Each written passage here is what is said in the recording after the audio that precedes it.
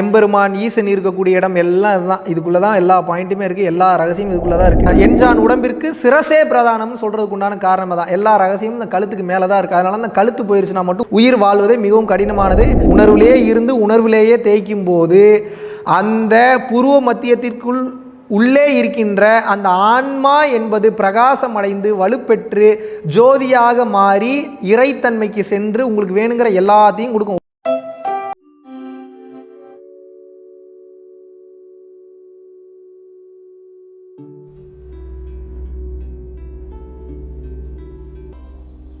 ஆக்சுவலாக இங்கே எல்லாரும் மேஜிக்கு என்னன்னு தெரிஞ்சுக்க தான் வந்தீங்க. நான் மேஜிக்கை உணர்ந்து தான் வந்தேன். அவரோட மேஜிக்கை இது சொல்கிறேன். சின்ன நான் உணர்ந்தது.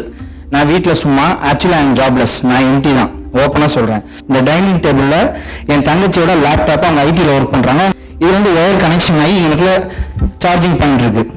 ஃபர்ஸ்ட் டைம் என்ன பண்ண கிராஸ் பண்ணும்போது கான்சியஸ் வந்துருச்சு. உள்ள ஒயர் இருக்கு, பார்த்து போ அப்படின்னு. அடுத்த டைம் நாய் குலைச்சிச்சு. என்னடா குலைக்குது அப்படின்னு சொல்லிட்டு கான்சியஸே இல்லாமல் தாண்டி குதிச்சிட்டேன். சார்ஜர் ஒரு பக்கம் லேப்டாப் ஓப்பன் டைப்ல அப்படியே கீழே வந்துருச்சு.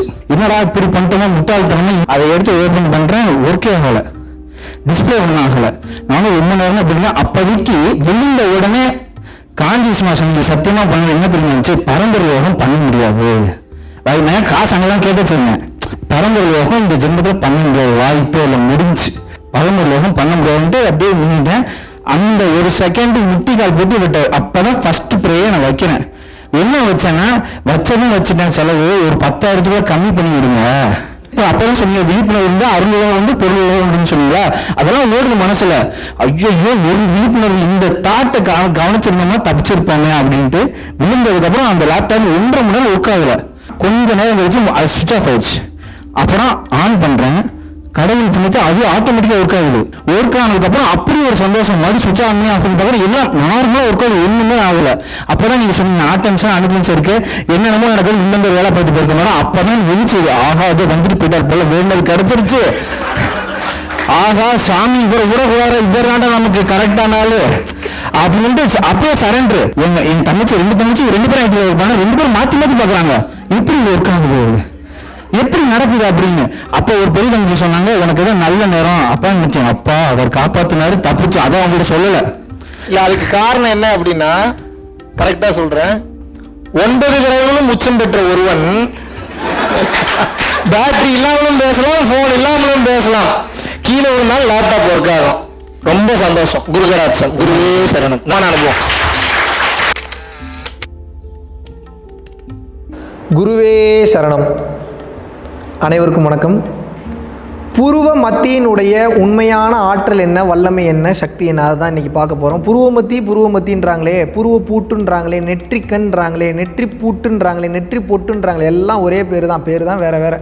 சுழுமுனை மையம், நெற்றி பொட்டு, புருவ பூற்று, புருவ மையம், புருவ மத்தி, சிற்சபை, அதுபோக சிற்றம்பல கல்வி இருக்கக்கூடிய இடம், எம்பெருமான் ஈசன் இருக்கக்கூடிய இடம் எல்லாம் இதுதான். இதுக்குள்ளே தான் எல்லா பாயிண்ட்டுமே இருக்குது. எல்லா ரகசியமும் இதுக்குள்ளே தான் இருக்குது. இதனால தான் இது விசுத்தி ஆக்ஞா சகசிரான்றாங்க. இதுக்கு கழுத்துக்கு மேல் இருப்பது ஞானேந்திரியங்கள் எனவும் கழுத்துக்கு கீழே இருப்பது கர்மேந்திரியங்கள்ன்றாங்க. காரணம் என்ன? கர்மேந்திரியம்னா என்ன?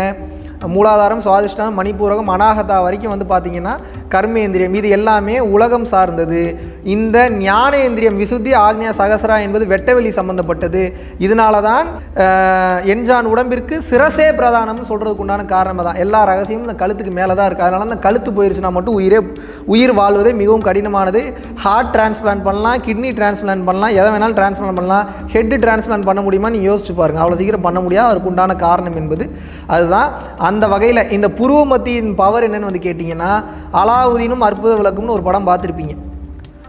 அதில் ஒரு படம் பார்த்துருந்தீங்கனாலும் சரி, பார்க்கலனாலும் சரி, கேட்டாவது தெரிஞ்சுங்க. அந்த விளக்கை தேய்க்கும் போது ஒரு பூதம் ஒன்று மேலே வருது தெரியுமா? அந்த பூதம் மேலே வரும்போது அந்த பூதத்திடம் நீங்கள் கேட்டீர்கள் என்றால் என்ன கேட்டாலும் அது உங்களுக்கு கொடுத்து விடும்.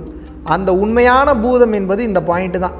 இதை தேய்க்க வேண்டும். எப்படி தேய்க்கணும்? கையில் தேய்க்க விட, உணர்வில் தேய்க்கணும். உணர்விலேயே இருந்து உணர்விலேயே தேய்க்கும் போது அந்த புருவ மத்தியத்திற்குள் உள்ளே இருக்கின்ற அந்த ஆன்மா என்பது பிரகாசம் அடைந்து வலுப்பெற்று ஜோதியாக மாறி இறைத்தன்மைக்கு சென்று உங்களுக்கு வேணுங்கிற எல்லாத்தையும் கொடுக்கும். உலகம் சார்ந்ததையும் கொடுக்கும், உலகத்தை கடந்ததையும் கொடுக்கும்.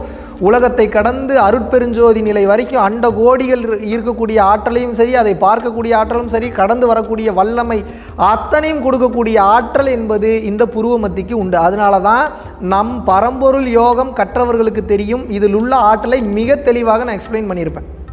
ஒவ்வொரு சக்கராக்கும் கொஞ்சம் கொஞ்சமாக போனீங்கன்னா ரொம்ப லேட் ஆகும். புருவ மத்திக்கு டைரெக்டாக போகும்போது 72,000 நாடி நரம்புகளும் சங்கமிக்கக்கூடிய இடம் இந்த பாயிண்ட் தான். உங்களுக்கு என்ன வேண்டுமோ அத்தனையும் கொஞ்சம் கொஞ்சமாக கிடைத்து விடும். ஆனால் இதில் பிரச்சனை என்னென்னா, மிக சரியான முறையில் நீங்கள் பரம்பொருள் யோகம் உபதேசம் வாங்கலைன்னா தலைவலி என்பது அதிகமாக எடுக்கும்.